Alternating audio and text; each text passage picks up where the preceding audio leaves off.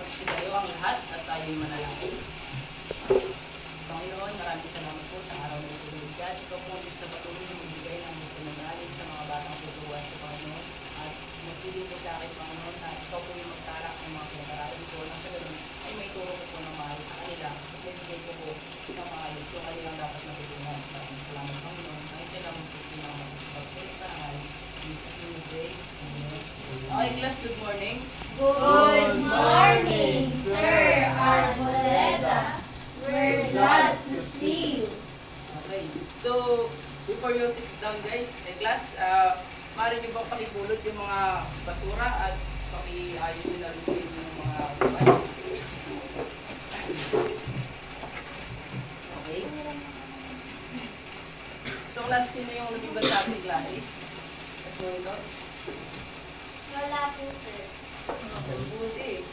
At ako'y nagagalak dahil kahit na medyo binabagyo tayo is nandito pa rin tayo at talaga namang nakikitaan ko kayo na nasasabit kayong makinig sa ating tatalakayin ng araw na ito.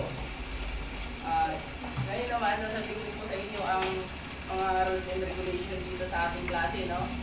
So, sa akin po, mabait po ako. Hindi po ako strict kaya ng ibang teacher na dyan. Pero unang rules, ayoko na kapag nagsasalita po ako, bilang teacher nyo, ay may iba po kayo discussion dyan or hindi po kayo nakikinig sa akin. Pangalawa naman po ay ayoko po na gumagamit kayo ng any kinds of devices during my class or my discussion kasi nakaka-distract po talaga yun. So ayaw na mga bata ka na kayo, siyempre mararanasan nyo rin yan pag dumating ang araw na naging binata na kayo, gano'n. At panghali naman po is, magtaas lamang po tayo ng kamay, no? Habang tayo ay magtaas tayo ng kamay at pag may katanungan po tayo, o kasagutan, no? Nang kagano'n ay mapansin po kayo. Ako po namamansin po ako, hindi parang yung na hindi kayo pinagsisigiliwan lang kayo. So, ito class, sino po nakakaalala sa inyo ng nilalaki natin nung nakarang discussion? Yes, yes. China. Sa China. Tama, yung mga dynasty ang umusbong sa China, no? Salamat. Sino pa po ang nakakaalala pa ng ibang pinag-aralan natin kahapon? Anyone, class? Yes, Lorna? Mga iba't iba pong namuno sa bawat dinasya. Yes, tama. Salamat. Ngayon nga na maraming iba't ibang dinastiyang namuno. Musbong, gano'n ba yung bagsak, gano'n po, no? So ngayon naman po is, bago po tayo lumako sa ating tatalakayin, patanungin ko muna kung excited na ba talaga kayo. Excited na po ba kayo, class? Yes na yes. Okay. So, kapag tumama yung kunwari, nagsagot ako, ay may nagtanong ako, tapos may nakasagot sa inyo, pag nakuha niya yung tamang sagot, is papalakpakan mo natin at sasabihin mo sa kanya na, snappy ka. Ayaw ba? Yes. Okay, kunwari, yan na po, ano sabihin nyo? Snappy ka. Okay, so, ayan. Okay na po kayo talaga makinig? Oh! Okay. Ngayon ay magkakaroon muna tayo ng palaro. Gusto niyo po ba ng palaro, class? Opo! Okay. Ngayon, class is magpapakita lamang po ako ng mga litrato ng vlog na kung saan ihuhulaan niyo lamang po ito. At pag nahulaan niyo po ay makakatanggap po kayo ng prize. Okay po ba? Oh! Okay. So, gusto nyo ba lang may training class? Yung gusto nyo bang i-group ko kayo ng tig-isa or isahan na lang? Individual na lang po. Individual. Talagang gusto nyo lang prize, ha?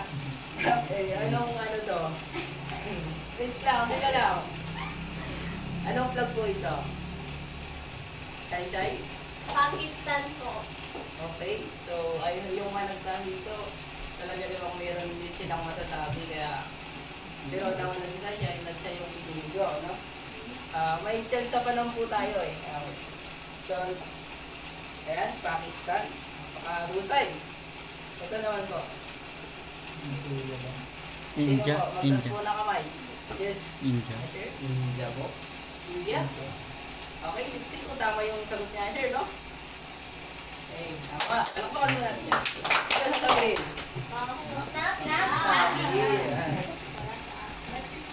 Ito. Anong tatlo ito? Sinong gusto mong sumagot? Kazakhstan. Hindi. Yes, Ali.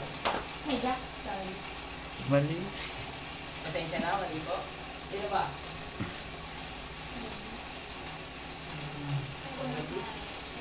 Wala pong makasagot? Idol. Bangladesh. Let's see. Africa. Ito naman. Yung hindi pa, yan. Israel. Okay, Africa. tingnan natin kung tama yung Israel.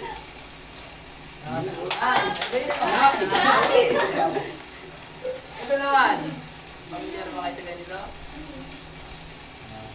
Saudi Arabia. Bibigyan ko ng clue. Mostly yung mga OFW dito po pumunta. O, diba? Yes. Saudi. Yes. Sige lang. Ayaw mo yan. Saudi Arabia. Tingnan natin. Sigurado ka na po yan? Oo. Totoo? Opo. Okay. So, tingnan natin. Ah, Excellent! Africa. Yun. Ito naman po. Ano naman po ang bansa ito?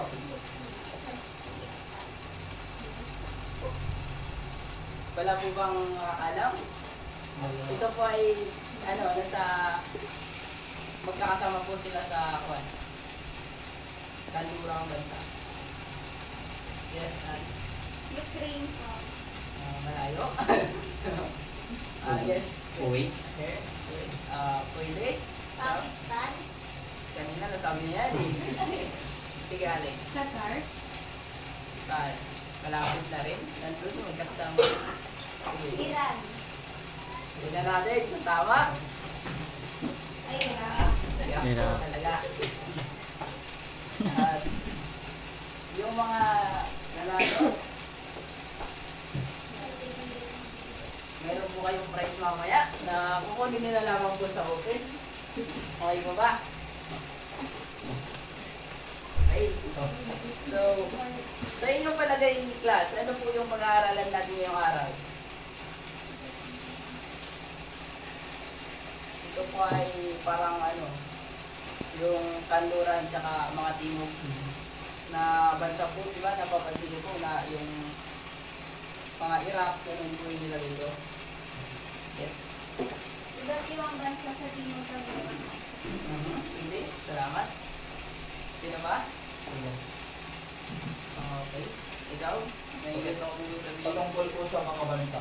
Ayan. Pwede rin. So, ikaw, saan dyan? Saan ka galing? Humilig po. Okay. So, ngayon, dahil alam mo naman na nagagalak namin kayo na malaman kung ano po yung ating paksa, ay i-re-review ko lang po. Si Roy, pwede ba masamahan at buksan natin ang scroll na nanggaling pa? Pero naroon dito, class. Yes, ito. Okay, so ito yung scroll na kinuha ko sa kontra. Kung ito sabihin na. Okay.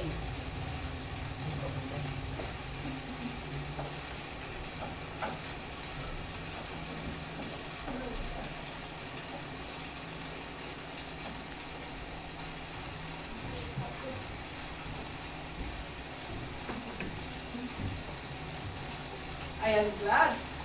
Salamat, Jenny Boy. Ayan, class, ang ating pong tatalakayin ngayon ay ang Timog at Kanlurang Asya sa tradisyonal at makabagong panahon.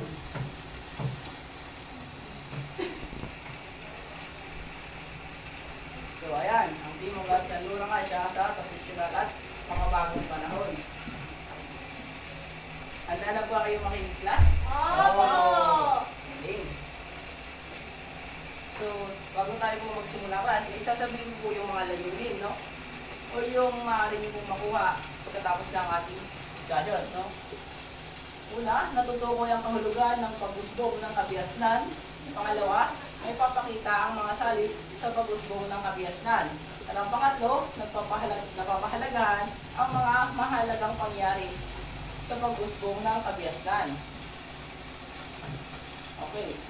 So, mga dahilan na nagbungsod sa mga kanluranin na magtungo sa Asya.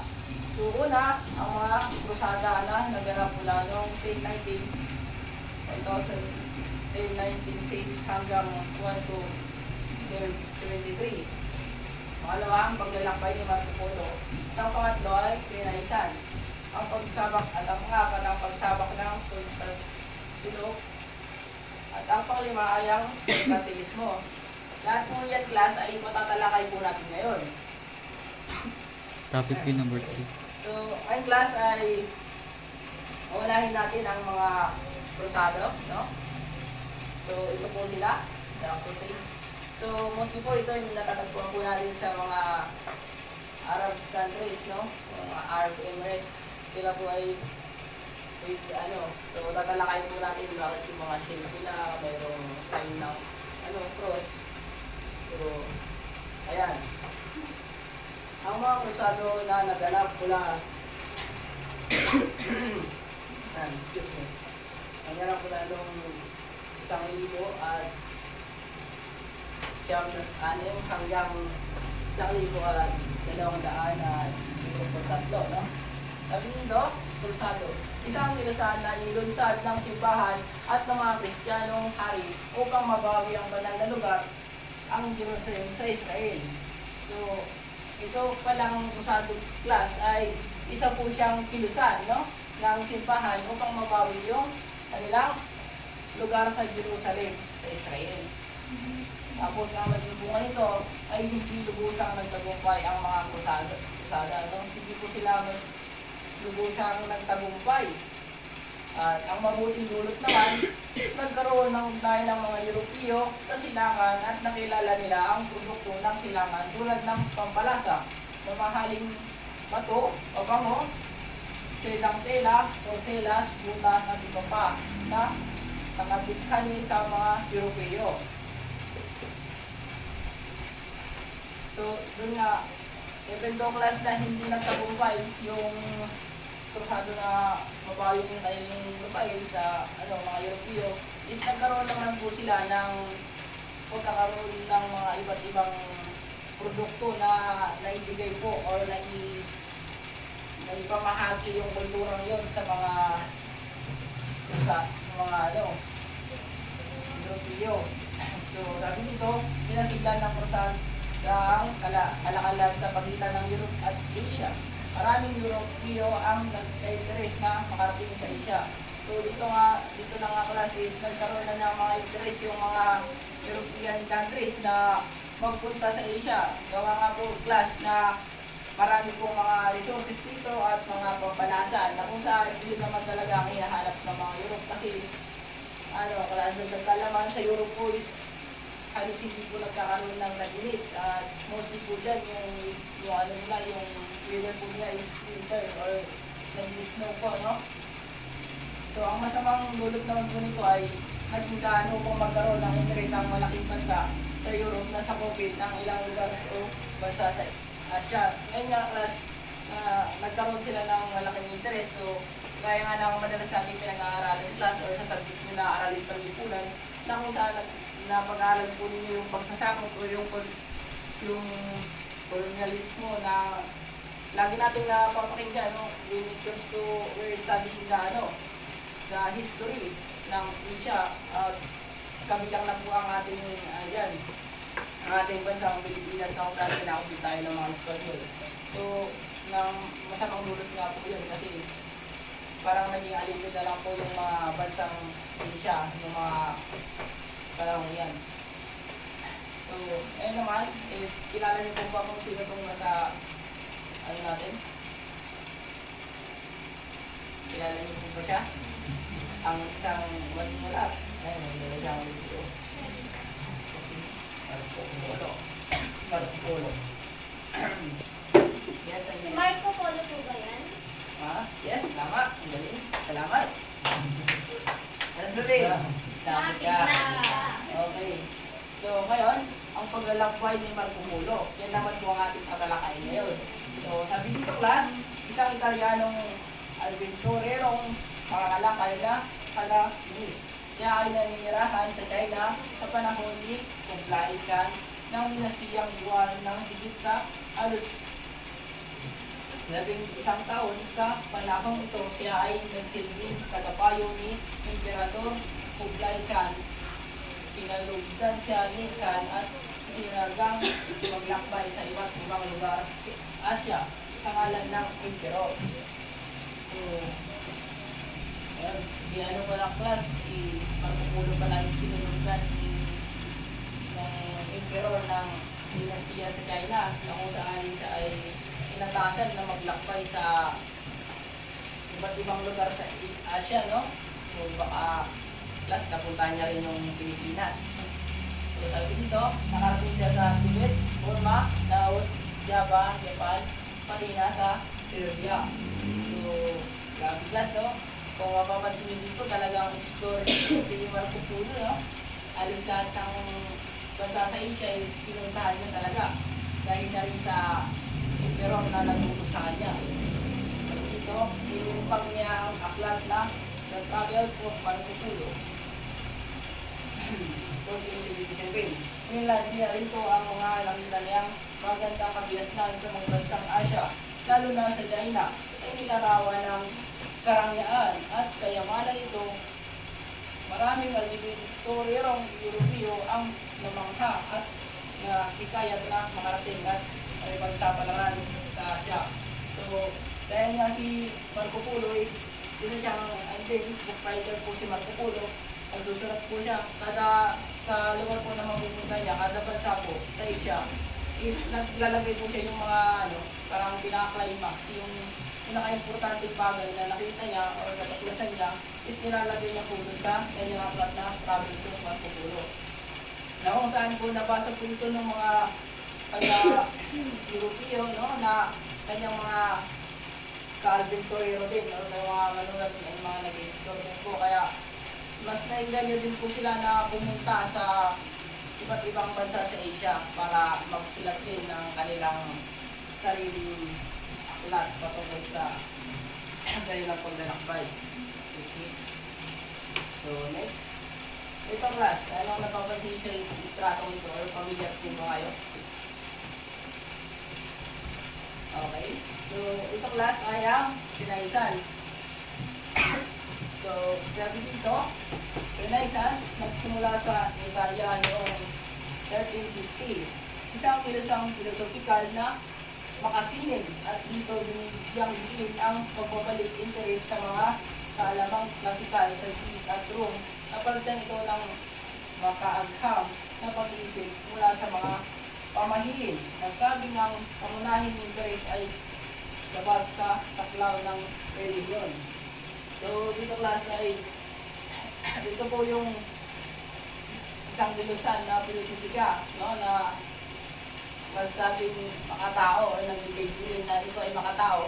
Dahil parang yung mga paniniwala nila noon na iba't ibang pamahiin ay unti-unti na pong natatanggal dahil nga po sa pagkakaroon ng malaya nilang interes o malaya nilang pag-unawa na hindi sila nagdidiktahan ng kung ano ng reliyon na pinaniniwalaan ng sa Greece at sa Rome. Kaya napalitan ito ng makaagham o ng pagkakaroon nila ng pagiging produktibo na kung saan sinusubukan nila yung mga bagay na every day sinasabi sa isang aklat na huwag itong gagawin kasi makakasira ito, gano'n. Di explore class para mas mabuti pa sila.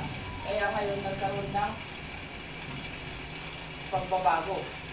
So, ito ay nagsimula sa salitang Pranses na ang ibig sabihin ay muling pagsilang. Ito ay naganap sa huling bahagi ng panahon at pagsulong ng makabagong panahon. So, sinasabi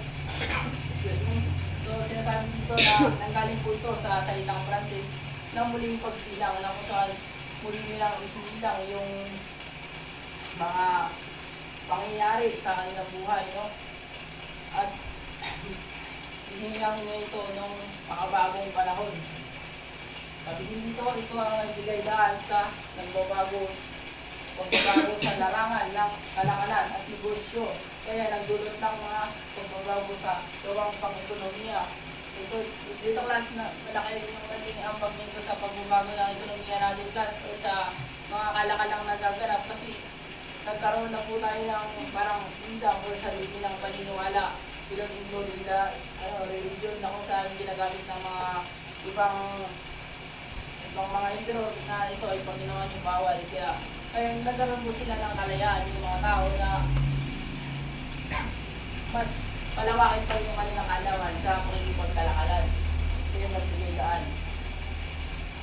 Tapos, at ito naman ang pagbagsak ng Constantinople, Asiano Territorio na pinakamalapit sa kontinente ng Europe.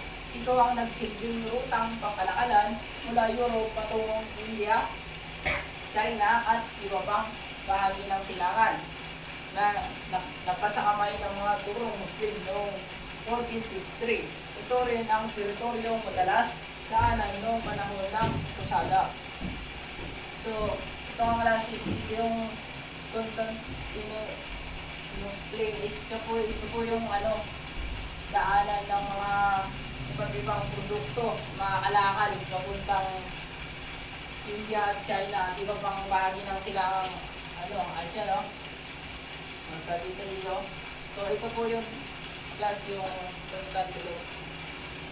Yung makikita niya is puro siya, papaligbiran siya ng katubigan na kung saan dito po dumadaan yung mga traders. Ayan, mga traders. Doon, kung saan po nila. Ito po yung mga daungan na kung saan din po nila nilalagay yung kanilang mga pinangpapalit o pinangkakalakal. Saka dito ito.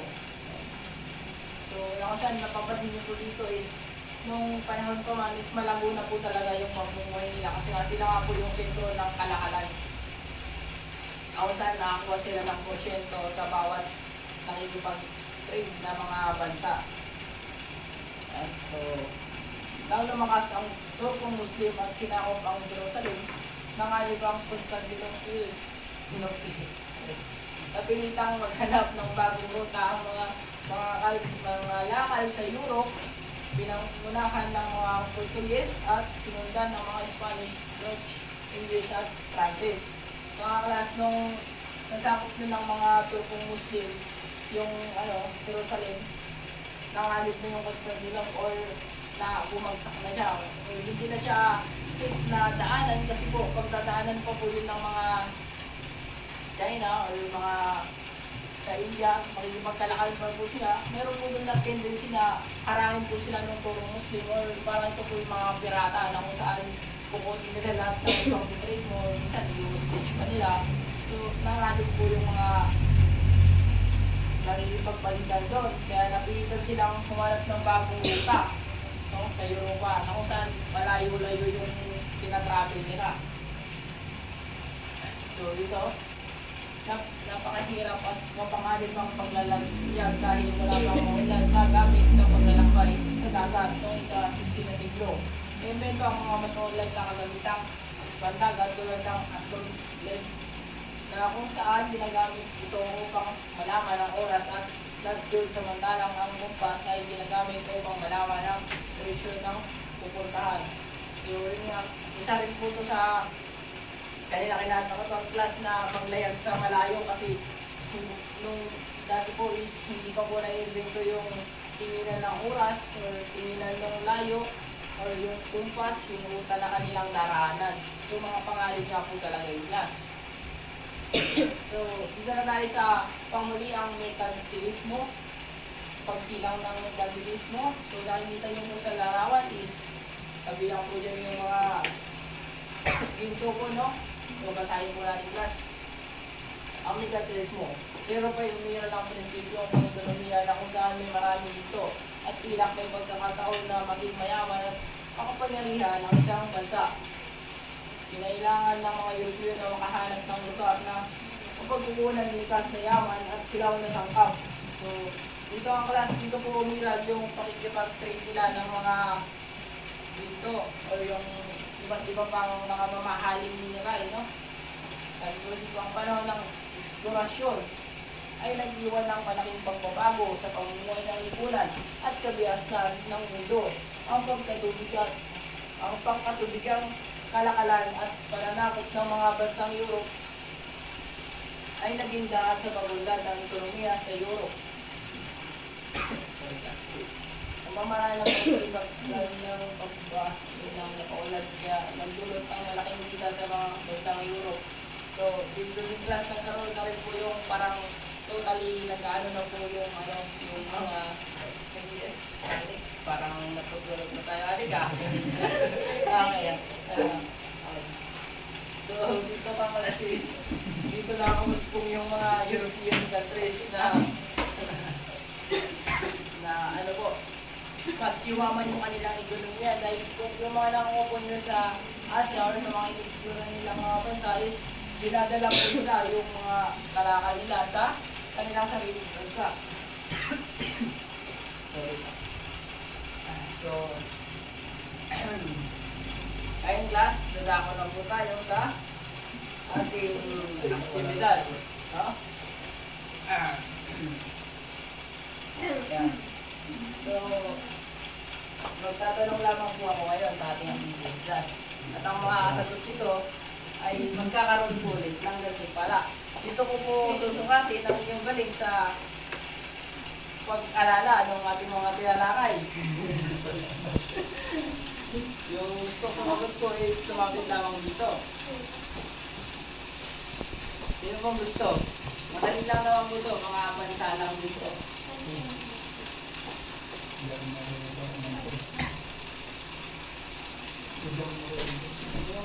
Sige dito. Ito. Ano yung mga bansang, anong isang bansang matatagpuan mo sa kanlurang bansa? Arab Saudi Arabia. Tama. Ikaw, sino pa mong gusto? Sige. Para walang lamangan, lahat kayo isa-isa dito. Sige, Alex, sige dito.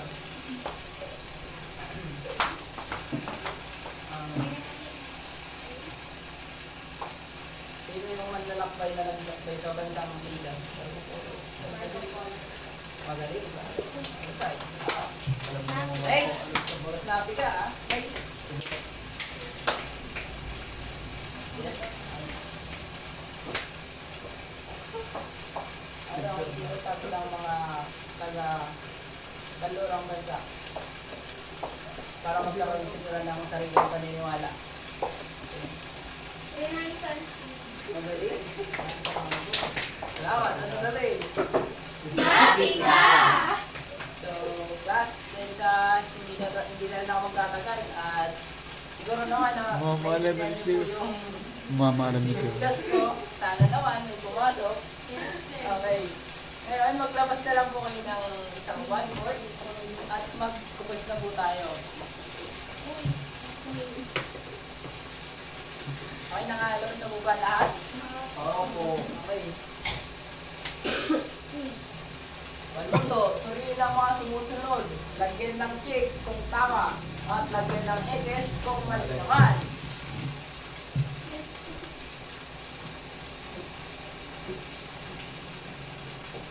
Okay, class. Basahin nyo lamang po ito. Kung hindi nyo makita, ay bahala kayo mag-adjust.